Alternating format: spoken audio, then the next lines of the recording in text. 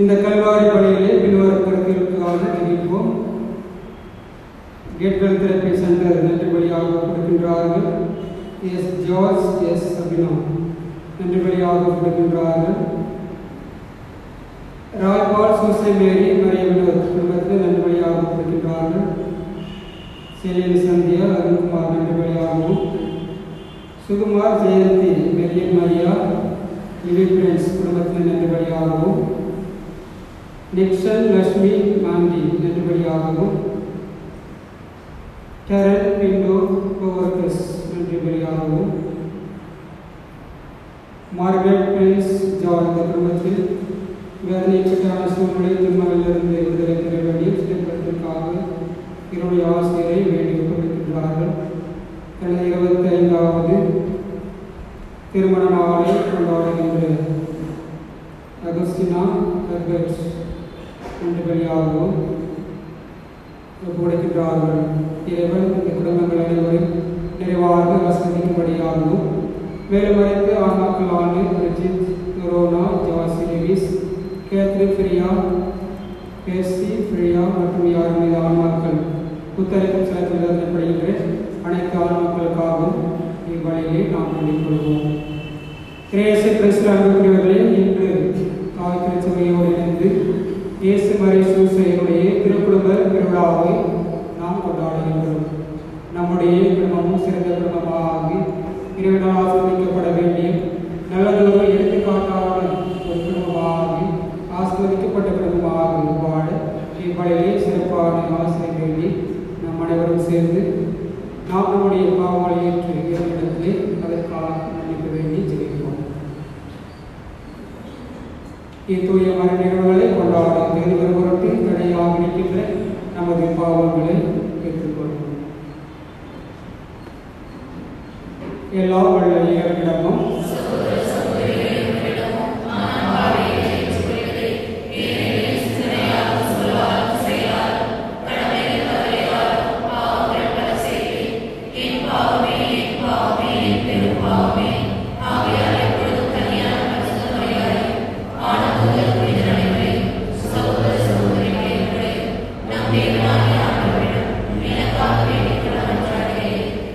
எல்லாம் இறைவன் நம்மை இரக்கம் வைத்து நம் பாவங்களை மன்னித்து நம்ம நிலை வாழ்வுக்கு அழைத்துச் செல்வாராக.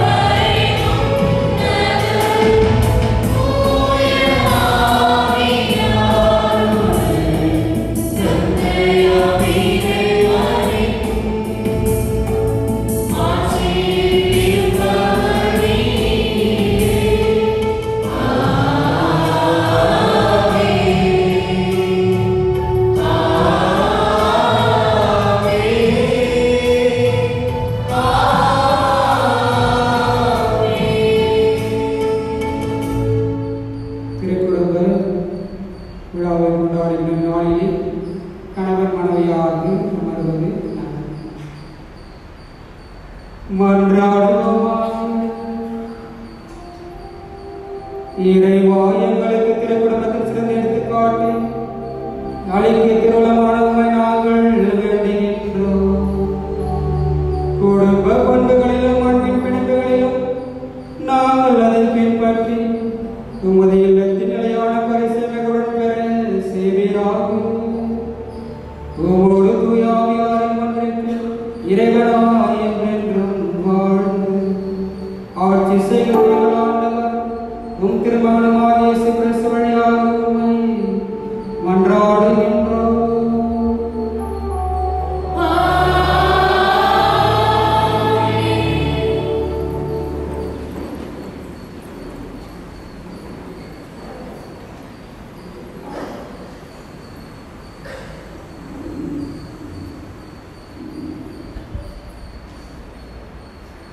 முதல் வாசகம்.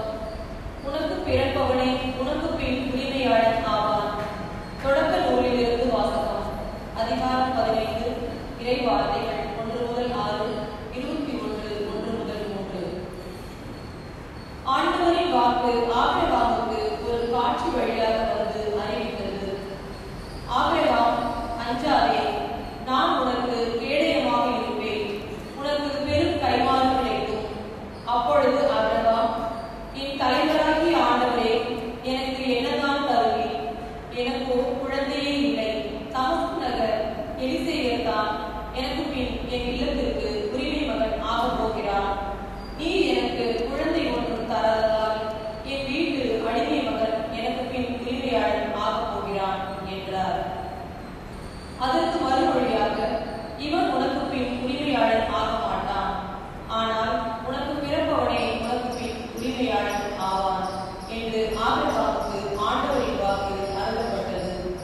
அப்பொழுது ஆண்டவர் ஆபிரகாமை வெளியே அழைத்து வந்து, வானத்தை நிமிர்ந்து பார், முடியுமானால் விண்மீன்களை எண்ணிப் பார், இவற்றைப் போலவே உன் வழிமரபினரும் இருப்பர் என்றார். ஆபிரகாம் ஆண்டவர் மீது நம்பிக்கை கொண்டார். அதை ஆண்டவர் அவருக்கு நீதியாக கருதினார். ஆண்டவர் தாம் கூறியிருந்தபடி சாராவை கண்ணோக்கினார். ஆண்டவர் தம் வாக்குறுதிக்கேற்ப சாராவுக்கு செய்து வைத்தார். கடவுள் வாக்களித்தபடி குறிப்பிட்ட அதே காலத்தில் சாரா கருத்தாங்கி ஆபிரகாமுக்கு அவரது முதிர்ந்த வயதில் ஒரு மகனை பெற்றெடுத்தார். ஆபிரகாம் தமக்கு பிறந்த சாரா தமக்கு பெற்றுக் கொடுத்த மகனுக்கு ஈசாக்கு என்று பெயரிட்டார். இது ஆண்டவர் வழங்கும் அருள்வாக்கு. இறைவா உமக்கு நன்றி. பதிவுரை பாடல் பல்லவி. ஆண்டவர் தம் உடன்படிக்கையை என்றென்றும் நினைவில் கொண்டுள்ளார். ஆண்டவர் தம் உடன்படிக்கையை என்றென்றும் நினைவில் கொண்டுள்ளார்.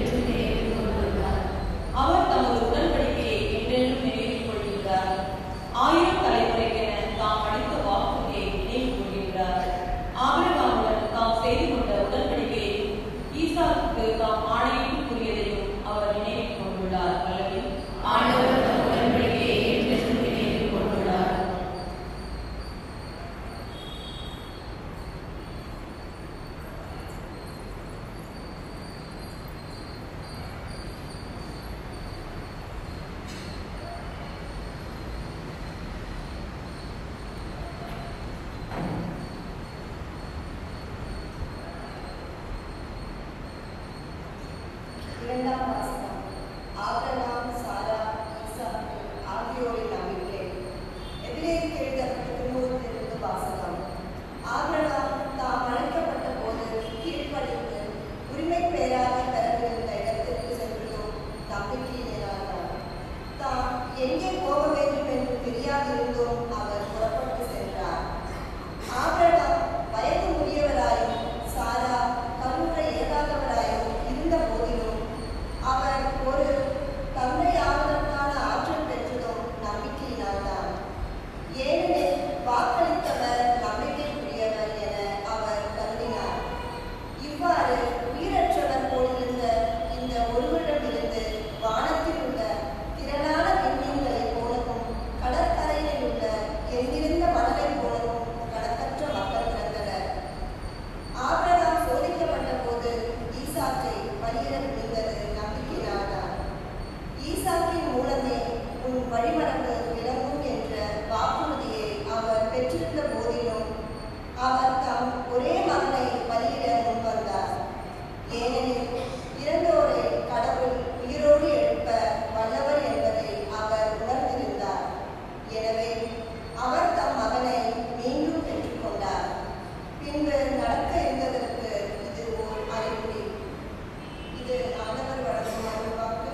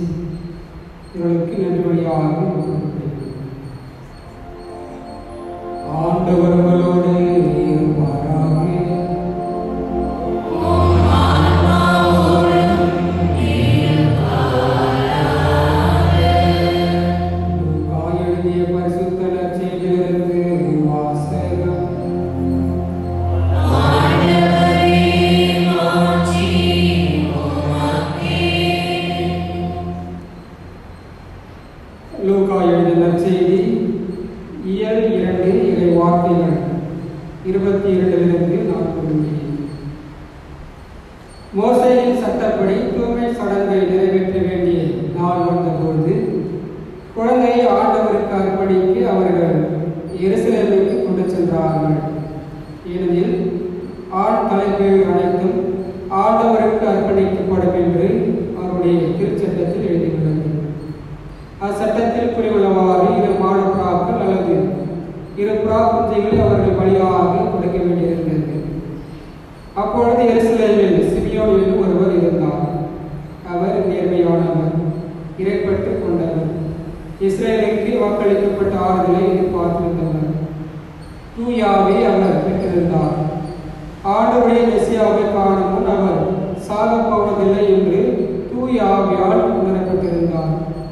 அந்த ஆவியின் தூண்டுதலால் அவர் கோவிலுக்கு வந்திருந்தார். திருச்சட்ட வழக்கத்திற்கு ஏற்ப செய்ய வேண்டியதை குழந்தை இயேசுவுக்கு செய்து முடிக்க பெற்றோர் அதனை உள்ளே கொண்டு வந்தபோது சிமியோன் குழந்தையை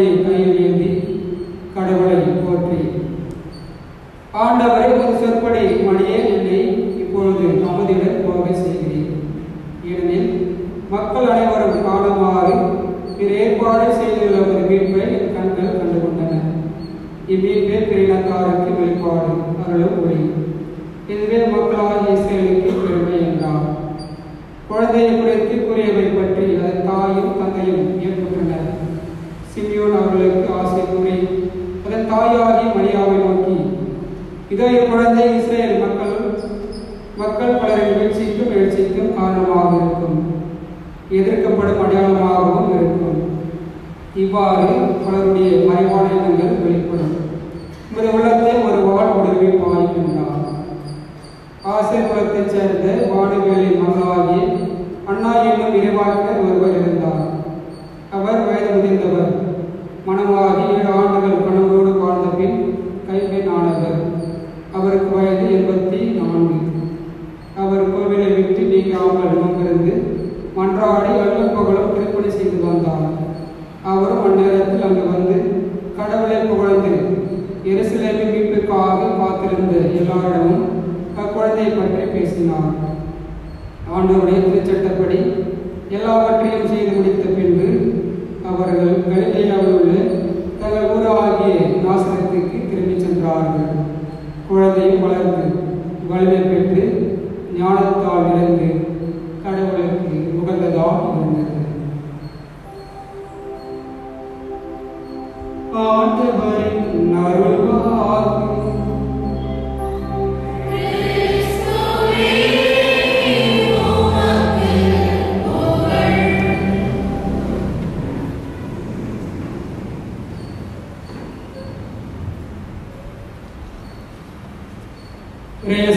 அழைக்கக்கூடிய சகோதர சகோதரிகளே, வெளிநாட்டில் இருக்கின்ற ஒரு இளைஞன் தன்னுடைய தந்தைக்கு கடிதம் எழுதுகிறான். நான் திருமணம் செய்து கொள்ள விரும்புகின்றேன், எனவே உடைய அறிவுரையை கூறுங்கள் என்று தந்தைக்கு கடிதம் எழுதுகிறான். அந்த கடிதத்தை பார்த்து பதில் கடிதம் அவர் எழுதுகிறார். மகனே, நீ திருமணம் செய்து கொள்ள முடிவெடுத்திருக்கிறார், மிக்க மகிழ்ச்சியாக இருக்கின்றது. திருமணம் என்பது ஒரு மகத்தான ஒரு வாழ்வு, ஒரு மகிழ்ச்சியான வாழ்வு. நீ அந்த திருமண வாழ்வில் மிக சந்தோஷமாக இருக்கலாம். என்னுடைய எதிரிலே அமர்ந்திருக்கின்ற என்னுடைய அம்மாவை பார்க்கின்ற போது என்னுடைய வாழ்நாளில் இப்படிப்பட்ட ஒரு மகிழ்ச்சியை கண்டுணர்ந்த மாற்றிருக்க மாட்டேன், நான் அதை அனுபவித்திருக்க மாட்டேன் என்று அவர் இந்த கடிதத்தில் எழுதியிருக்கிறார். அதை வாசித்துக் கொண்டிருந்த அந்த மகன் ஹிருதயிலே ஒரு குறிப்பு அங்கே கொடுக்கப்பட்டிருக்கிறது. இப்போதான் உங்களுடைய அம்மா இந்த அறையை விட்டு வெளியேறினார், தயவு செய்து திருமணம்லாம் செய்து கொள்ளாது, அது செய்து கொள்ள உங்களுக்கு ரொம்ப கடினமாக இருக்கும் என்று அந்த குறிப்பிலே தந்தையானவர் எழுதியிருந்தார். இறைவசித்த சில அன்புக்குரியவர்களே, இப்படிப்பட்ட சூழ்நிலை தான் இன்றைய குடும்பங்களிலே காணப்படுகின்றன. குடும்பத்திலே அனைவரும் ஒரு கீரியும் பாவமாக ஒரு ஒட்டு உறவில்லாத ஒரு வாழ்க்கையை நாம் வாழ்ந்து கொண்டிருக்கின்றோம். ஒரு உணர்ச்சி பூர்வமான உணர்வுபூர்வமான ஒரு உறவில்லாமல் நம்முடைய குடும்பங்களிலே நாம் வாழ்ந்து கொண்டிருக்கின்றோம். குடும்பம் என்பது ஒரு மகத்தான ஒரு உறவு, அது ஒரு மகத்தான ஒரு ஆசீர்வாதம். அந்த குடும்பம் தானாக அமைவது கிடையாது, மாறாக அது ஒரு கூட்டு முயற்சி. கணவன் நல்லவனாக இருந்தால் மட்டும் அது சிறந்த குடும்பமாக ஆகிவிட முடியும், மனைவி நல்லவனாக இருந்தால் மட்டும் அது சிறந்த குடும்பமாக ஆகிவிட முடியும், பிள்ளைகள் நல்லவர்களாக இருந்தால் மட்டும் சிறந்த குடும்பமாக ஆகிவிட முடியும். மாறாக அனைவரும் சேர்ந்து ஒரு கூட்டு முயற்சியாக அது சிறந்த குடும்பமாக, ஆஸ்பத்திரி குடும்பமாக, நல்லதொரு குடும்பமாக அது அமையும்.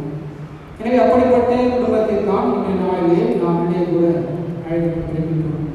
திருக்குடும்பத்தை பார்க்கின்ற போது அவர்கள் எவ்வாறு ஒரு சிறந்த குடும்பமாக வாழ்ந்தார்கள், அதிலிருந்து நாம் கற்க வேண்டிய பண்புகள் என்ன, பாடங்கள் என்ன என்பதை நாம் பார்க்கலாம். முதலாவதாக திருக்குடும்பத்தின் தலைவராகிய புனித இயேசுவினுடைய வாழ்க்கையிலிருந்து நாம் கற்றுக்கொள்ள வேண்டிய பாடங்கள். இக்கட்டான சூழ்நிலையில், சிக்கலான சூழ்நிலையில் எப்பொழுதும் அவர் இறைவனுடைய உதவியையே அவர் நாடினார். தனக்கு தனக்கு தெரியாமல் மரியா கருவுற்றது. ஏரோதுக்கு பயந்து அவர் தப்பி சென்றது. மறுபடியும் அவர் திரும்பி வந்தது. இப்படிப்பட்ட எல்லா சூழ்நிலைகளிலும் அவர் இறைவனுடைய உதவியை நாடக்கூடியவராக இருந்தார். நம்முடைய வாழ்க்கையிலே பிரச்சனைகள் வருகின்ற போது, துன்பங்கள் வருகின்ற போது நாம் யாருடைய உதவியை நாடுகின்றோம் என்பதை சிந்தித்து பார்க்க வேண்டும். பல நேரங்களில் நாம் கடவுளை நினைப்பது கிடையாது, மாறாக பிறரை நினைக்கின்றோம். பிறருடைய உதவியை நாடக்கூடியவர்களாக நாம் இருக்கின்றோம். பிறரிடத்திலிருந்து ஏதாவது பிரச்சனைகள் தீர்க்க முடியுமா என்று நாம் எண்ணிக்கொண்டிருக்கின்றோம். ஆனால் சூசேப்பரிடத்திலிருந்து நாம் கற்றுக்கொள்ள வேண்டிய பாடம், இவருடைய உதவியை நாம் சிக்கலான சூழ்நிலையில் நாம் நாட வேண்டும். இரண்டாவதாக, இரவின் வெளிப்பாடு வருவதற்கு முன்பாக அன்னை மரியாள் கற்புக்கு எதிராக தவறு செய்துவிட்டால், பாவம் செய்துவிட்டால் என்று அவர் எண்ணிக்கொண்டிருந்தார் சூசேப்பர். ஆனாலும் அதன்படியாக அவளை தண்டிக்க வேண்டும், நீதின்படி அவளுக்கு தண்டனை கொடுக்க வேண்டும் என்று அவர் எண்ணியது கிடையாது.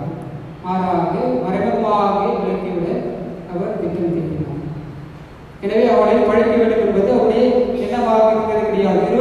அவருடைய பெருந்தன்மையாக, முதிர்ச்சியின் தன்மையாக இருந்ததை சுட்டிக்காட்டக்கூடியதாக இருக்கிறது. நம்முடைய வாழ்க்கையிலே, குடும்பங்களிலே யாராவது தவறு செய்துவிட்டால், யாராவது ஒரு குணநலங்கள் வேறு மாதிரியாக எதிர்மறையான ஒரு எண்ணத்தோடு இருந்தால், நாம் அந்த தவறை சுட்டிக்காட்டி அவர்களை காயப்படுத்தக்கூடியவர்களாக இருக்கும். உன்னால்தான் நான் இப்படியான, நீ ஏன் அப்படி செஞ்ச அப்படி என்று நாம் பிறரை குறை கூறக்கூடியவர்களாக நாம் இருக்கும். ஆனால் யோசேப்புடைய வாழ்வில் அவர் எவ்வாறாக பெருந்தன்மையோடு அவர் நடந்து கொண்டார், முதிர்ச்சியான தன்மையோடு அவர் இருந்தார் என்பதை பார்க்க முடிகிறது. அதுபோன்று நம்முடைய வாழ்க்கையிலே, நம்முடைய குடும்ப வாழ்க்கையிலே நாம் இருக்கின்றோம் என்பதை சிறிது பார்க்க வேண்டும். மூன்றாவதாக, குடும்ப தலைவியாகி அன்னை மரியாதை நாம் பெற்றுக்கொள்ள வேண்டிய அந்த பாடம். இறை வார்த்தை அவளுக்கு கொடுத்த போது அதை சிந்தித்து தியானித்துக் கொண்டிருந்தார். அது மட்டுமல்லாமல் அந்த இறை வார்த்தைகளை தன்னுடைய மகன் இயேசுவுக்கு அவர் கற்பித்துக் கொண்டிருந்தார். அதனால்தான் 12 வயதிலே கோவிலுக்கு சென்று அவர் மக்கள் மத்தியிலே அவரால் போதிக்க முடிந்தது.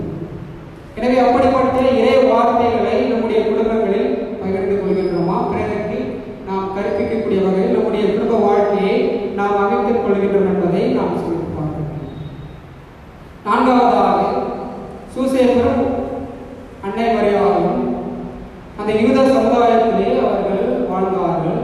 அந்த யூத சட்டப்படி, யூத இருக்கின்ற அந்த மதத்தின்படி அந்த நெறிமுறைகளை அவர்கள் கடைபிடித்து வாழ்ந்து வந்தார்கள். 8ஆம் நாளிலே இயேசுவுக்கு விருத்த சேதனம் செய்தது, பாஸ்கா விழா கொண்டாட அவர்கள் எருசலேமுக்கு சென்றது போன்ற நிகழ்வுகள் எல்லாம் எவ்வாறு அவர்கள் யூத மதத்தில் இருந்து கொண்டு அந்த யூத சட்டங்களை, அந்த யூத நெறிமுறைகளை அவர்கள் கடைபிடித்தார்கள் என்பதை சுட்டிக்காட்டினார். கிறிஸ்துவர்களாக இருந்து கொண்டிருக்கின்ற நாம் கிறிஸ்துவ நெறிமுறைகளை, திருச்சபையினுடைய நெறிமுறைகளை நாம் கடைபிடிக்கின்றோமா? திருப்பலிக்கு வருகின்றோமா? மரக்கல் வகுப்புகளுக்கு பிள்ளைகளை அனுப்புகின்றோமா? பக்த சபை போன்ற கூட்டங்களில் நாம் கலந்து கொள்கின்றதை நாம் சிந்தித்து பார்க்க வேண்டும். எனவே நம்முடைய வாழ்க்கையிலே திருக்குறளத்தின் வழியாக எவ்வாறு இப்படிப்பட்ட பண்புகளை நாம் பெற்றுக்கொள்ள முடியும் என்பதை சுட்டிக்காட்டக்கூடியதாக இன்றைய நற்செய்தி வாசகம், மற்ற வாசகம் நமக்கு அமைந்திருக்கின்றன. அதே போன்று இன்னொரு குடும்பமும் அமைந்திருக்கின்றது, ஆபிரகாமின் குடும்பம். முதிர்ந்த வயதிலும் பிள்ளையே இல்லை என்று அவர் வேதனைப்படவில்லை, மாறாக நம்பிக்கை கொண்டிருந்தார். இறைவன் மீது முழு நம்பிக்கை கொண்டிருந்தார். நம்பிக்கையை ஒரு ஆணித்தரமாக, அடித்தளமாக, அச்சியாணியாக அவர் இறைவன் மீது அவர் கொண்டிருந்தார். சாரா குழந்தையை கொடுக்கவில்லை என்று அவர் மீது வெறுப்பு கொள்ளவில்லை, மாறாக இறுதி வரையிலும் அவளை அவர் அன்பு செய்தார். இறைவன் மீது கொண்ட நம்பிக்கையின் காரணமாக தன்னுடைய சொந்த நாட்டை, சொந்த இனத்தை, சொந்த நிலங்களை, சொந்த உறவினர்களை அனைவரை விட்டுவிட்டு அவர் வேறு இடத்திற்கு அவர் கடந்து சென்றார்.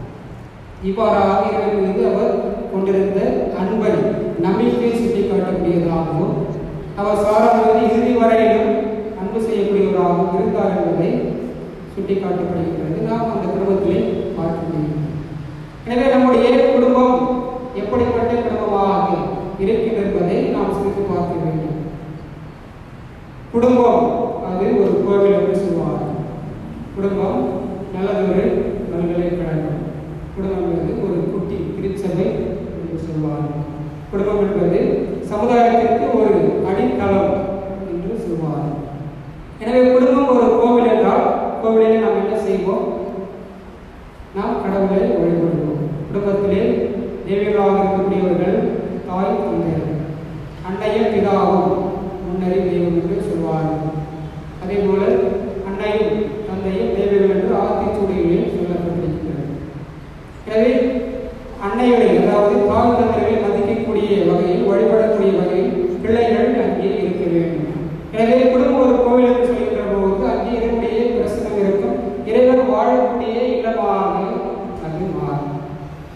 அதே போன்று குடும்பம் ஒரு குட்டி திருச்சபை என்று சொல்வார்கள். திருச்சபை என்று சொல்கின்ற பொழுது திருச்சபையில் நாம் என்ன செய்வோம்? இறை வார்த்தையை வாசிப்போம், தியானிப்போம், ஜெபமாலை செய்வோம், ஜெபங்களை சொல்லுவோம். அதுபோன்று குடும்பங்களிலே நாம் இந்த இறை வார்த்தைகளை வாசித்து அதை பகிர்ந்து கொள்கின்றோமா, ஜெபமாலை செய்கின்றோமா என்பதை நாம் பார்க்க வேண்டும். நல்லதொரு குடும்பம் பல்கலைக்கழகம் என்று சொல்லியிருக்கிறார். பல்கலைக்கழகம் என்றால் அங்கே முனைவர் பட்டம் பெற்றவர்கள் தான் இருப்பார்கள்.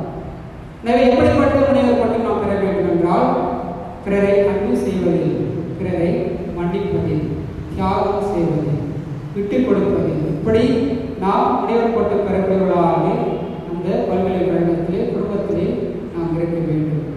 அங்கே ஆசிரியர்கள் பெற்றோர்களாக, மாணவர்கள் பிள்ளைகளாக இருக்க வேண்டும். கீழ்ப்படிதல் இருக்க வேண்டும். அதே போன்று ஒரு குடும்பம் சமுதாயத்தினுடைய அடித்தளம் என்று கூறியிருக்கிறார். சேரிட்டி பிகின்ஸ் அட் ஹோம் என்று சொல்வார். ஒரு நல்ல ஒழுக்கம், ஒரு நல்ல பண்பு ஒரு குடும்பத்திலிருந்து தான் ஆரம்பமாகிறது. எனவே சமுதாயம் நன்றாக இருக்க வேண்டும் என்றால் அதற்கு அடித்தளமாக ஒரு நல்ல ஒரு குடும்பமானது இருக்க வேண்டும். அப்போதுதான் நல்ல ஒரு சமுதாயம் உருவாகும். ஒரு குடும்பத்தை பார்த்து இன்னொரு குடும்பம் நல்ல குடும்பமாக உருவாக்கக்கூடிய வகையில் அவர்கள் தன்னுடைய வாழ்வை அமைத்துக் கொள்வார்கள். எனவே நம்முடைய குடும்பங்களை நாம் எவ்வாறாக அமைத்துக் கொள்கிறோம் என்பதை நாம் சிந்தித்து பார்க்க வேண்டும். 33 நாட்கள் மட்டுமே திருத்தந்தையாக இருந்தவர் முதலாம் யோவான் பவுல்.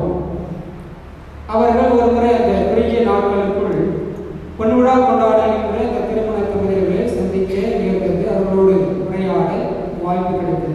அப்பொழுது அனைவரும் நம்முடைய அனுபவங்களை பகிர்ந்து கொள்கின்றார்கள். ஒரு பெண்மணியானவள் இவ்வாறாக கூறுகின்றார்: தந்தையை, நீங்கள் குருவாக மாறிவிட்டீர்கள், ஆனால் எங்களை எடுத்துக்கொள்ளுங்கள், திருமணம் என்னும் முதல் துணைக்குள் நாங்கள் விழுந்துவிட்டோம் என்று அந்த பெண்மணியானவள் கூறுகின்றார். அதற்கு அந்த திருத்தந்தை சிரித்துக் கொண்டே கூறுகின்றார்: திரு அவையிலே, திருச்சபையிலே எத்தனை அடையாளங்கள் இருக்கின்றன என்று கேட்கின்றார். அவர் 7 என்று பதில் கூறுகின்றார். நீங்கள் சொல்வதை பார்த்தால் 6 உடற்சாதனங்களும் 1 படுகொலை மல்லவா இருக்கின்றது என்று அவர் பதில் கூறுகிறார். எனவே திருமணம் என்பது ஒரு அருட்சாதனம், ஒரு அடையாளம். அது இறைவனால் ஏற்படுத்தப்பட்டது. எவ்வாறு நாம் மற்ற அருட்சாதனங்களை இறைவனை பெறுகின்றோமோ, இறை உறவில் கலக்கின்றோமோ, அதே போன்று இந்த திருமண வாழ்க்கையிலும் இறைவனோடு இணைந்து வாழக்கூடிய வாய்ப்பினை நாம் பெறுகின்றோம். ஆனால் அதிக நேரங்களில் அப்படிப்பட்ட ஒன்று இருப்பதாக தெரியவில்லை. நம்முடைய வாழ்க்கை அப்படிப்பட்ட வாழ்வாக நாம் வாழ்ந்து கொண்டிருக்கின்றோம். திருமண வாழ்க்கையிலே பல பிரச்சனைகள் இருக்கத்தான் செய்கின்றன. திருக்குடும்பத்தை எடுத்துக்கொண்டு என்றால் அந்த சுசேருக்கு தெரியாமல் அன்னை மரியாள் கூறப்பட்டது. இருவரும் பயந்து அவர்கள் தப்பி சென்றது. இப்படி பல பிரச்சனைகள் தன்னுடைய வாழ்க்கையிலே அவர்கள் சந்தித்தார்கள். பிறப்பதற்கு இடங்களை மாற்று குடும்பத்தில் தேடி அழைத்தார்கள். எல்லா குடும்பங்களிலும் பிரச்சனை இருக்கிறது. பிரச்சனைகள் இல்லாத குடும்பங்களே கிடையாது. ஆனால் நாம் அவற்றை எவ்வாறாக அணுக வேண்டும், எவ்வாறாக அணுகுவது என்பதை நாம் சிந்தித்து பார்க்க வேண்டும். குடும்பத்தில் 2 வழிகள் இருக்கின்றன. முதல் வழியை எடுத்துக்கொண்டு என்றால், என்னுடைய பிரச்சனைக்கு காரணம் என்னுடைய கணவர் தான், இந்த குடும்பத்தில் வருகின்ற பிரச்சனைகள் காரணம் என்னுடைய மனைவி தான், இந்த பிள்ளை தான் என்று எதிர்மறையான சிந்தனைகளை வளர்த்துக் கொண்டு ஏனோதானே என்று தன்னுடைய வாழ்வை அமைத்துக் கொள்வது. இது ஒரு வகையான குடும்ப வாழ்க்கையிலே இருக்கின்ற வழி. இன்னொரு வழி என்னவென்றால், இந்த பிரச்சனைகள் வழியாக, இந்த சிக்கல்கள் வழியாக கடவுள் எனக்கு என்ன உணர்த்துகின்றார், நாம் எவ்வாறாக செயல்பட வேண்டும் என்பதை ஒரு நேர்மறையான ஒரு சிந்தனையோடு அணுகுவது. அதன் வழியாக நம்மிடத்தில் இருக்கின்ற அந்த ஆழமான அன்பை வெளிப்படுத்துவதற்கு உதவுகின்றது. மகத்தான மன்னிப்பை பிறருக்கு கொடுக்க உதவுகின்றது. தியாகம் செய்வதற்கு அது ஒரு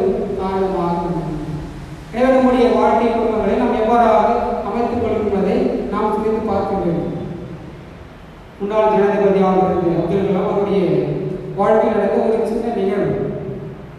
அவர் சிறு வயதாக இருக்கின்ற போது பள்ளியிலே அந்த பள்ளியை விட்ட உடனே வீட்டுக்கு வருகின்றார். அந்த சமயத்திலே அவருடைய தாய் அவசர அவசரமாக வேலைகளை முடித்துவிட்டு வீடு திரும்பி தன்னுடைய கணவனுக்கும் பிள்ளைகளுக்கும் சமைத்து கொடுக்க அவர் சமையக்கட்டுக்கு சென்று அவசர அவசரமாக ரொட்டி சுட்டு கொடுக்கின்றார். முதல் ரொட்டியை தன்னுடைய கணவருக்கு கொடுக்கின்றார். அந்த ரொட்டியானது தீர்ச்சிருக்கு, கருகி போயிருக்கிறது.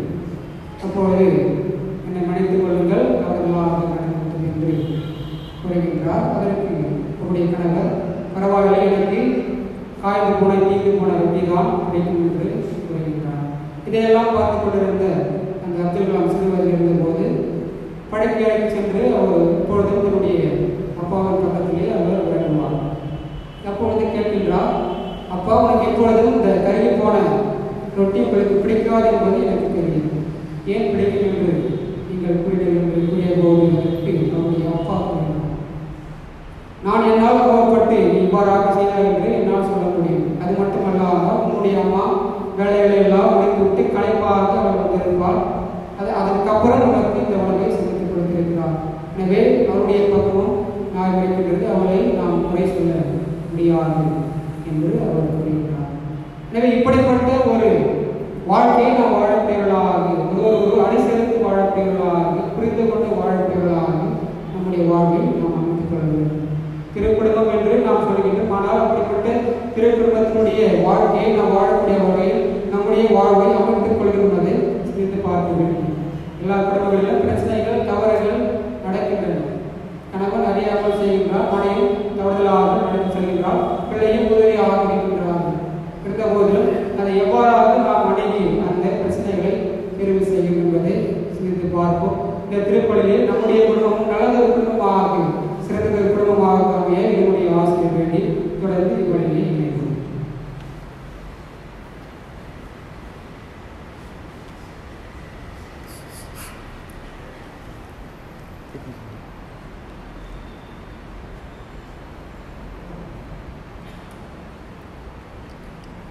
இப்பொழுது திருமண வாக்குறுதிகளை நாம் தெரிவித்துள்ளோம். அனைவரும் எழுதும்.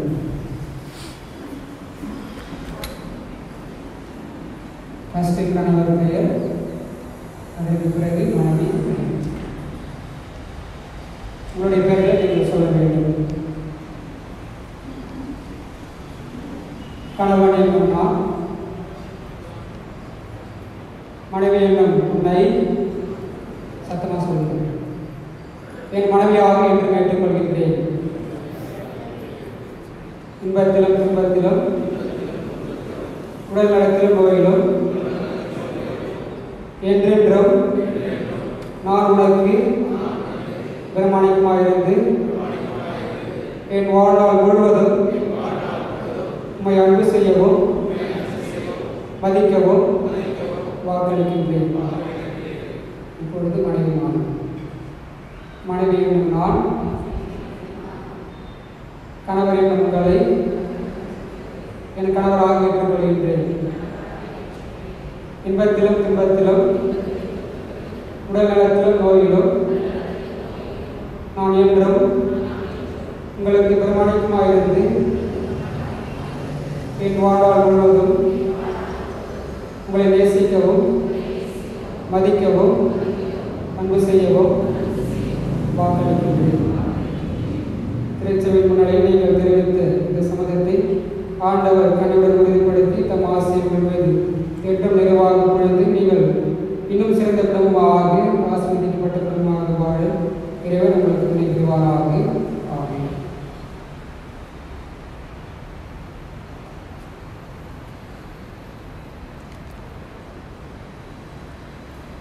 நம்பிக்கை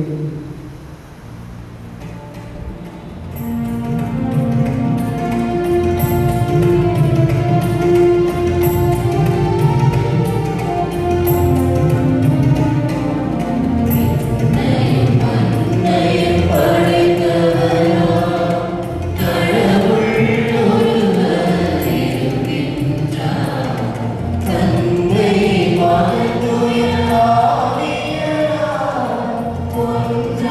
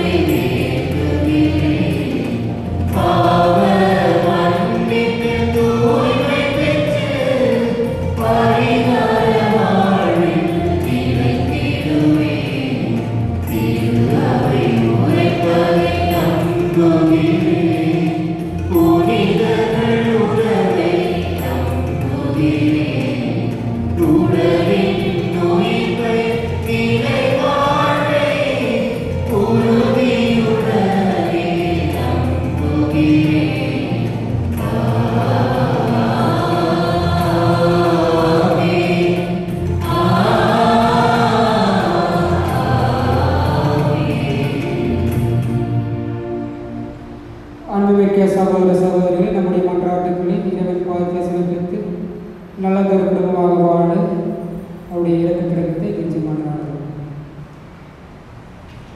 திருக்குடும்பத்தில் பிறந்து வளர்ந்த இறைமகன் இயேசுவே, நீர் ஏற்படுத்திய மாபெரும் குடும்பமாகிய திருச்சபையை ஆசீர்வதித்து அதற்கு ஒற்றுமையும் அன்பையும் அமைதியையும் அளித்து திரு அவையை ஆண்டிடும் தலைவர்கள் இப்பெரும் குடும்பத்தின் மாண்பும் மகத்துவமும் குன்றாமல் வழிநடத்திட அதன் வளர்ச்சிக்கும் பாடுபடும் வரமழுக ஆண்டவரே உம்மை மன்றாடுகிறோம். அன்பின் இறைவா, நாங்கள் சார்ந்துள்ள பங்காகிய குடும்பத்தை உமது அருள் காவலில் வைக்கிறோம். பல குடும்பங்களை சார்ந்த நாங்கள் ஒரே குடும்பமாக இவ்வாலயத்தில் கூடி வரும்போது ஒரே மனத்துடன் ஒருவருக்கொருவர் ஜெபித்து வேறுபாடுகளை கலைத்து ஏற்று உமக்கு சான்று பகரும் வாழ்வை வாழ்ந்திடும் வரமருகிற இறைவா உம்மை மன்றாடுகிறோம்.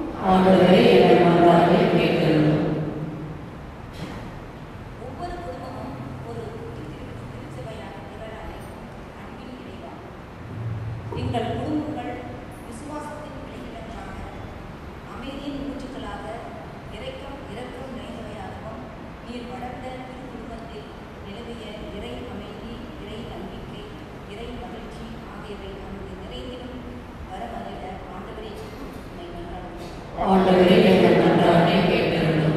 அமைதியின் இறைவா, உலகெங்கும் நீர் விட்டுச் சென்ற நிரந்தர முழுமையான அமைதி நிலவிடவும் நாடுகளுக்குள் சமாதானமும் நல்லுறவும் வளர்ந்திட வன்முறையும் போர்களும் தீவிரவாதமும் தீச்செயல்களும் மறைந்திடவும் நீதியும் நேர்மையும் தலைத்திடவும் வரமருள ஆண்டவரே உம்மை மன்றாடுகிறோம்.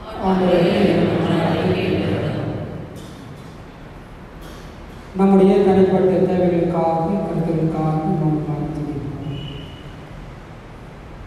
அன்பு ஆண்டவர் இறைவா, திருமணத்தை ஒரு உடன்படிக்கையாக அருள் சாதனமாக தொடர்புகளை ஏற்படுத்தி ஆணும் பெண்ணையும் ஒன்றாக ஒரு சாதனை படைத்து ஒரு அணுகை நிறுத்தி குடும்பத்தின் வழியாக நல்லதொரு சமுதாயம் உருவாக வீரியங்களை உருவாக்கி வைக்கிறோம். எனவே நாங்கள் எங்களுடைய வாழ்க்கையிலே எங்களுக்காக மட்டுமல்லாமல் பிறருடைய குடும்ப நலம் வளர்ச்சிக்காகவும் சமுதாய வளர்ச்சிக்காகவும் நாங்கள் ஒரு எடுத்துக்காட்டான வாழ்க்கை வாழ நீரை வரவர வேண்டும் என்று எங்கள் ஆண்டவராகிய கிறிஸ்து வழியாக பார்த்து நாங்கள் கொண்டாடுகிறோம்.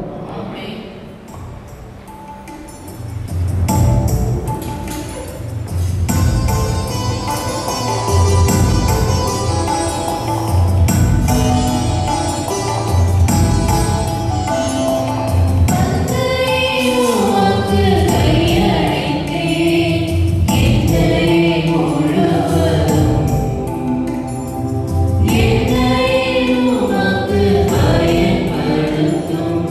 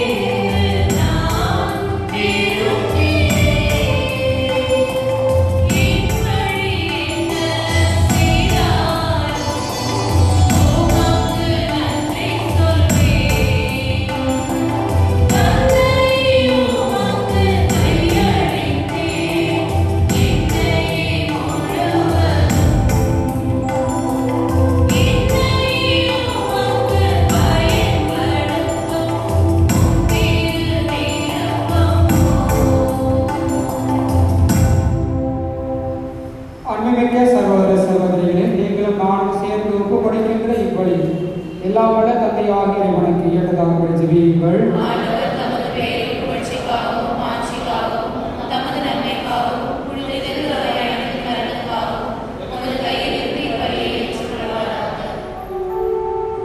ஆண்டவரே, மகிழ்வின் பழிப்பொருளை நாங்கள் உமக்கு ஒப்புக் கொடுத்து உம்மை பணிவுடன் வேண்டுகின்றோம். அதனால் கடலில் கண்ணித்தாய் புனித யோசேப்புக்காக பரிந்துரையின் உதவியால் எங்கள் குடும்பங்களையும் மரணிலும் அமைதியிலும் உறுதியாய் நிலைநிறுத்துவீராக. எங்கள் ஆண்டவராகிய கிறிஸ்து வழியாக உம்மை மன்றாடுகின்றோம்.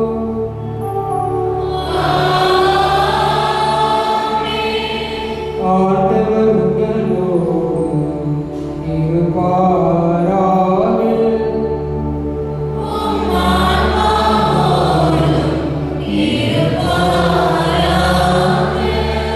இதயங்களை மேலே எழுப்புங்கள்.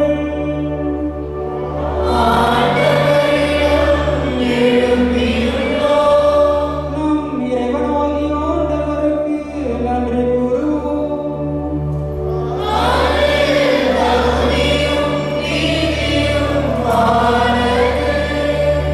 ஆண்டவரே, தூயவரான தந்தை, என்றும் உள்ள எல்லாம் வல்ல இறைவா,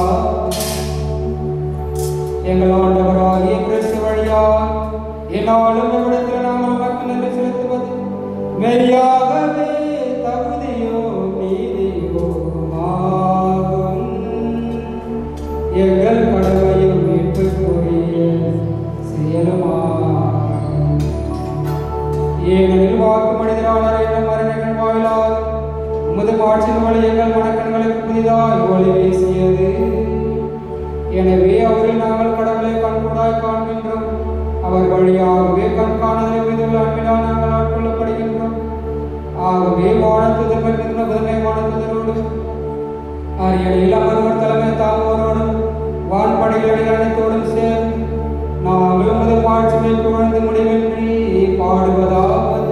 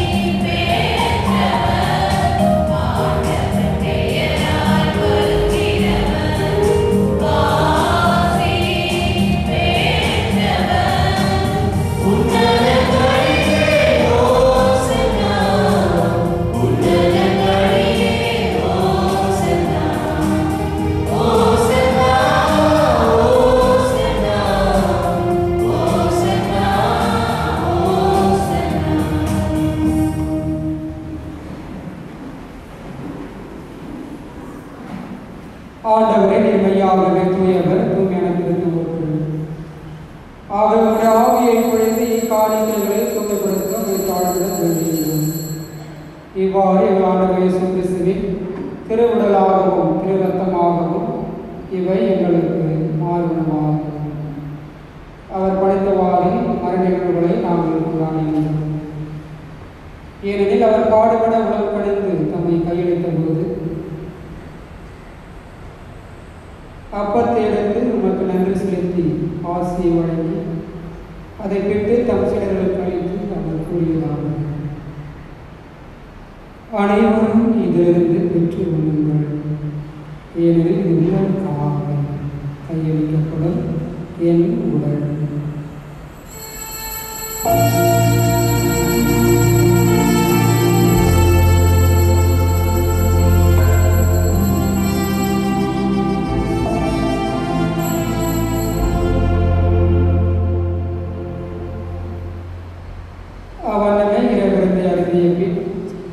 கிண்ணத்தை கடந்து மீண்டும் உமக்கு நன்றி கூறி தம் சிலர்களுக்கு அழைத்து அதற்குரியதாகும்.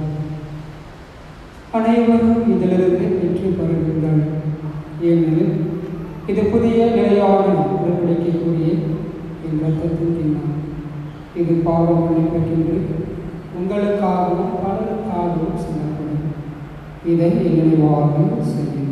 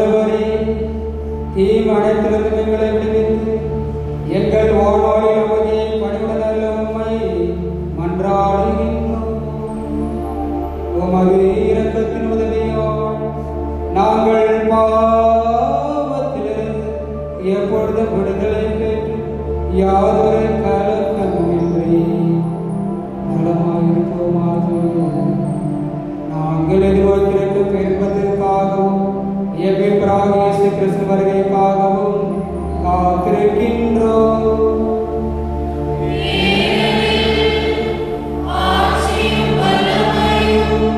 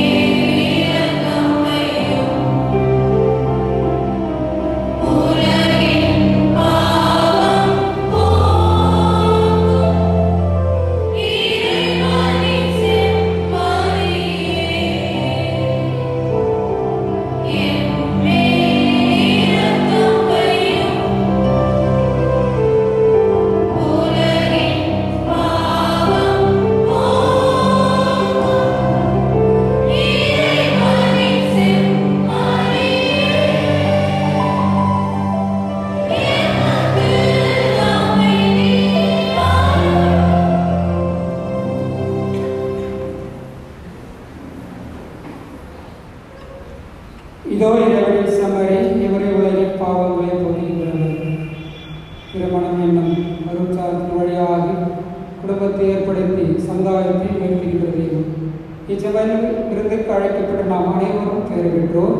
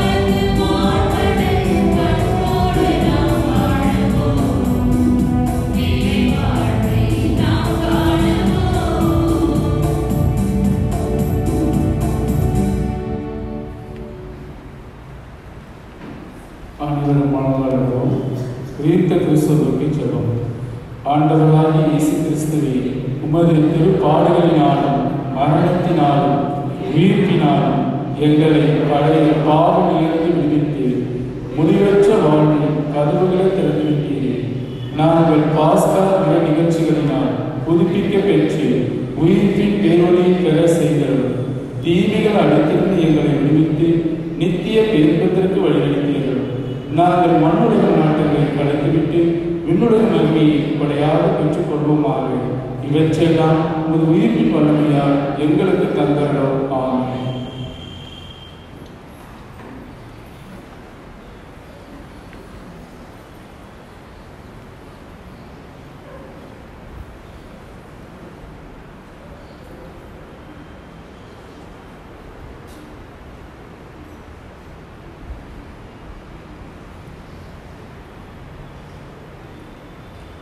திருமண அறிவிப்புகள்.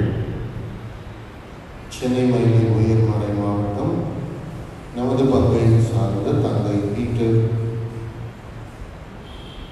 சந்தனராஜ், தாய் செலின் ரெஜினா, இவர்களின் மகள் அமிலா மேரிக்கும் அதேமறை மாவட்டம் திருக்குடும்ப பங்கை சார்ந்த தந்தை அமல ஜீவராஜ், தாய் ஷீபா சோஃபி ஐரன், இவர்களினுடைய மகன் ஐசக் ஜீவராஜ் என்பவருக்கும் திருமணம்.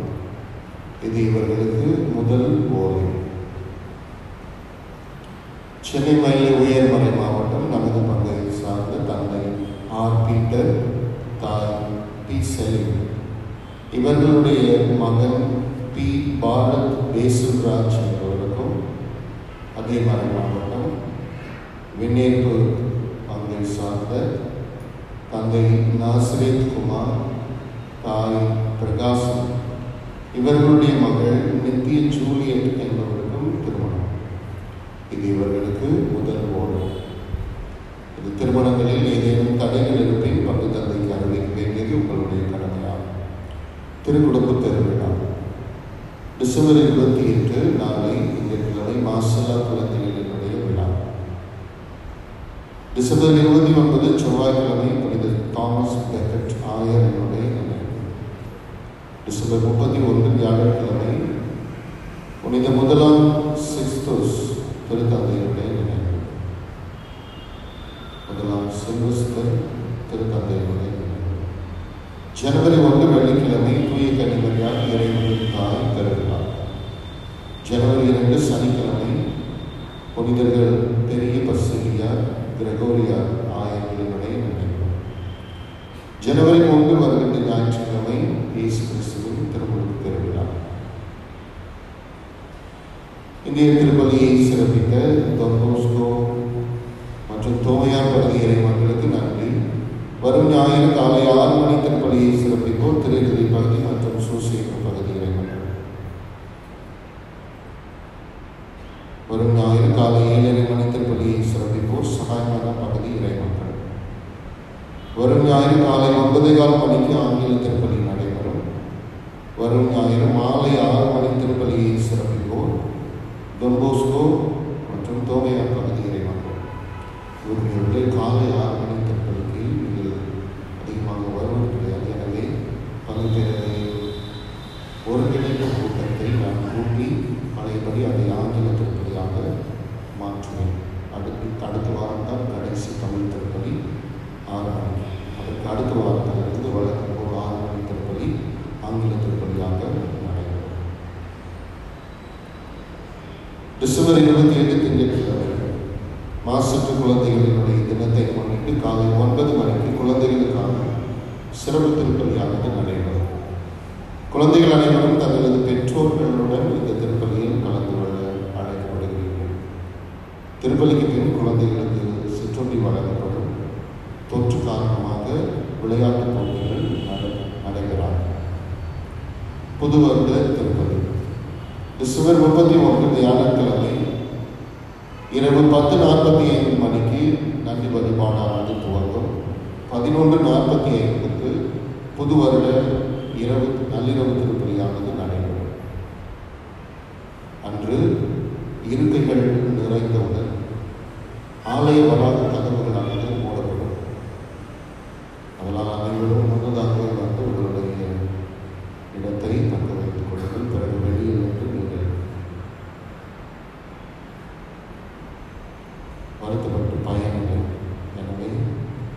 இருக்கைகள் இருக்கின்ற வரைதான் ஆட்கள் உள்ளே அனுமதிக்கப்படுவார். ஜனவரி 1 வெள்ளிக்கிழமை காலை 6 மணிக்கு ஆங்கில திருப்பலியும் 7:30 மணிக்கு தமிழ் திருப்பலியும் நடைபெறும். ஜனவரி மாதம் முதல் ஆலய மாதாந்திர சந்தாவை அந்தந்த பங்கு பேரவை மற்றும் அன்பிய பொறுப்பாளர்களில் யாராவது ஒருவரிடம் நீங்கள் கொடுக்க வேண்டும். அவர்கள் வந்துதான் வசூலிப்பார்கள். அவர்களிடம் கொடுக்க முடியாத பட்சத்தில் முடிந்தவரை எல்லோரும் அவர்களிடமே கொடுங்கள். முடியாத பட்சத்தில் பங்கு தந்தையிடம் வந்து கொடுக்கலாம். வேறு யாரிடமும் நீங்கள் செலுத்தக்கூடாது. கடந்த வாரம் நீங்கள் கொடுத்த காணிக்கை 21,560 ரூபாய்.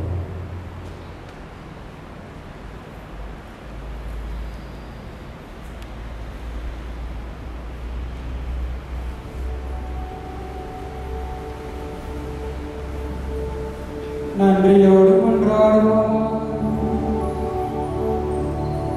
கணிதமிக்க தந்தை, விண்ணகரோடு அலங்களால் புதுப்பிக்கப்பட்ட இவர்கள் திருக்குடும்பத்தில் எடுத்துக்காட்டுகிறாதை பின்பற்ற செய்தார்கள்.